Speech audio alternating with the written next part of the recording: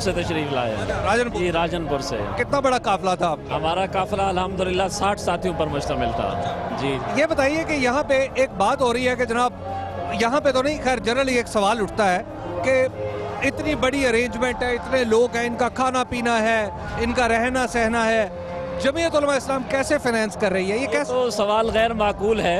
हमारे तबलीगी इज्तिमा हुए हैं, मिलियन मार्च हुए हैं। आप वहाँ जाएं, देखें, हर कोई अपना खाना, अपना खर्चा, अपना किराया सब लेकर आता है। हम दीनी जज्बे से, अपने क़यादत के साथ, किसी तमा लालच से मोहब्बत नहीं करते, अल्लाह की रज़ा के लिए मोहब्बत करते हैं। आप लोग भी अपने ही अरेंजमेंट के तहत अरेंजमेंट पर आए हैं अल्हम्दुलिल्लाह। बस वगैरह का बंदोबस्त, यहाँ तक आना, बस किराया, खर्चा, तमाम साथियों का ख्याल करना, उनकी रिहाइश का ख्याल करना, हम खुद करते हैं सारे चीज़। और रहने के लिए आप ज़ाहिर है राशन वगैरह का बंदोबस्त कैसे हो? बिल्कुल, हमारा सिलेंडर गैस है, उसके साथ हमारे एक साथी हैं, वो खिदमत पर मुतय्यन होते हैं, वो खाना पकाते हैं, बाकी सारे मामला खुद हैंडल करते हैं।